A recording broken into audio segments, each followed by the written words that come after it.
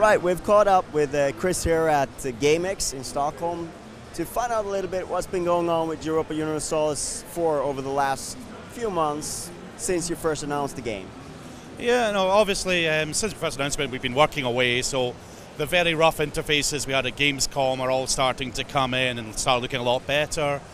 We've been running parallel tracks, so we have like a main team developing away, and then like myself and Johan, what we've been doing is going through doing a bit of testing and a bit of balancing, because you know the sooner you find the easy bugs, then the more time you can focus in on finding those more difficult ones, and hopefully that'll mean that when it does finally reach the shops, you'll be far happier with how it looks.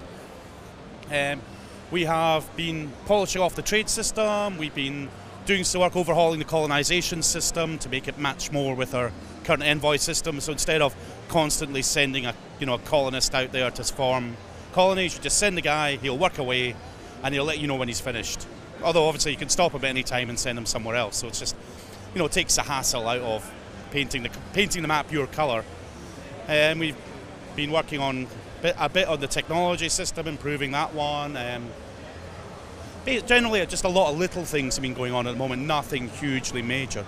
But it's all these little things that'll make the game, more polished on release. Because I'd imagined you have a huge list of what you wanted to sort of start fresh with Europa Universalis IV after working such a long time with Europa Universalis III and sort of building on that, and sort of there were a lot of ideas right from the start how you wanted to shape the game.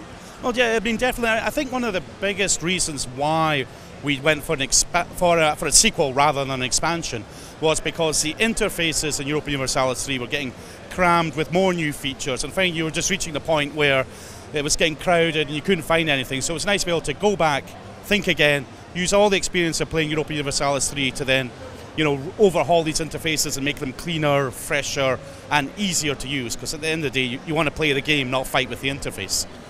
Yeah, I think that's sort of a trend that's been going on over a lot of places with sort of this kind of deep strategy PC games, that not removing depth, but still sort of making it a little bit less of a micromanagement chore to play. Oh, absolutely. I mean, I look back at playing some of the older Paradox games, and you don't have an outliner, you don't have any alerts, and you're wondering, how the hell did I actually manage to play this game? I mean, there's been no sacrifice on the depth and complexity. I mean, I think if you take, my very first project at Paradox, like 6.5 years ago, was Victoria Revolutions. We brought in alerts so that you knew when to go and look at interfaces. And it didn't change the actual underlying depth and complexity, but it just meant that you weren't constantly having to click around interfaces, keeping an eye on things, because the game would warn you when something important came up. And that kind of revolutionizes gameplay, because then you're focused on actually playing the game. And I think that's what players want to do, really, if you think about it. Maybe it's even more sort of challenging for a developer to find the challenges for the players without frustrating them, because if you just make it difficult, then it's easy to make it challenging. But if you actually make everything available to the player, you have to think about the challenges a little bit more. Well, I'd say yes and no. I think if you look at Crusader Kings 2, you have the relation system where it gives you a breakdown of why characters like you or dislike you. And we brought this into Europa Universalis IV, again, to make the interaction with the AI more transparent and easier to understand. It's not so much the AI attacked me, but then you see, I'm allied with their enemy, I've been expanding too fast, I'm of a different religion, and all of a sudden you see the breakdown, and things make more sense, and you can get more immersed into the game just by having a better understanding of what's actually going on in the game. And this is why I think interfaces are probably one of the most important part of the strategy game experience. I think another area that you've really changed up is how the trade works and how sort of the economy works. How has that progressed until now? Yeah, I mean, I'm thinking back to Gamescom. I suppose we had a basic build in place with sort of basic trade routes forming up. So what we've actually managed to do is start by getting the actual playing the game a bit with the system, and we're looking at kind of tweaking where trade flows and all these kind of things. But it definitely adds a lot to the game, because when you're expanding, you're looking down these trade routes going, this is the direction I want to go in. And you also get interesting things like Venice is very rich at game start. But if the Portuguese come up into the Red Sea, they'll start diverting the trade round Africa, and Venice will see its income fall off just as probably the Ottomans are getting extra frisky in the Balkans. So it adds historical feeling and gameplay at the same time, because it makes expansion, even some of the most worthless provinces in the world, suddenly have this value of bases to promote my trade from. It also adds like a dynamic sense of like you can sort of how it can change and how things can go from being unimportant to being very important in a very short amount of time. Well, yeah, when you look at these kind of little trade nodes around the world, you'll see their value. And if you're seeing, like ones go up, say the node around London's starting to rise in value, you're going to know that England's on the rise and it's now one to watch. So you also get a kind of feeling of who's doing well, who's not, who's expanding and who's kind of in decline. So it adds a lot to the game and definitely gives the game a new dimension, because the old trade system sat separate. You'd send merchants off to center trade, maybe they'd succeed, maybe they'd not.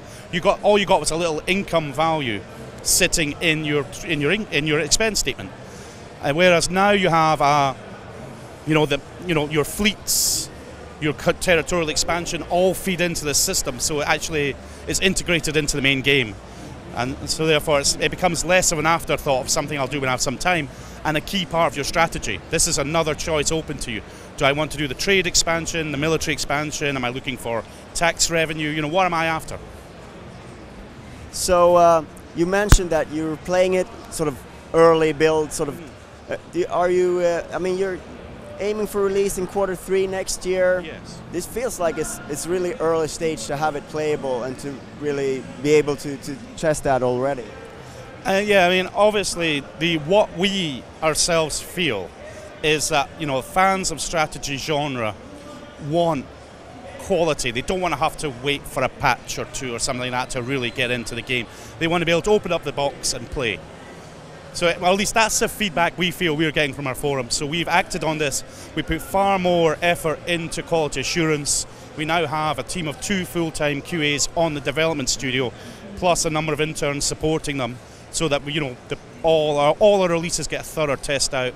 And we also realised that if you the earlier you can start playing the game, the sooner you start finding the bugs that someone will find when they play it. And as you fix these, the game will become more fun to play. For the guy ends up shelling out his 400 kroner or however much to buy this game. He wants to be able to play it. And so that's why, we want playable as early as we can, because then we can test. So Q3 it's coming out. When is your next sort of big? Or you have plans to reveal something next? What's next to reveal? Let's see what we got. We got EU in Q3. We have March of the Eagles coming in Q1, and I'm pretty sure we should have an expansion and a DLC or 2 for CK2 and some of our other games kicking around. Yuan already sort of teased us with that. Yeah, well, he is such a tease. We announced Sunset Invasions for CK2, but we'll have more coming next year, because there's still things we want to do with CK2. Thank you very much for your time. Thank you.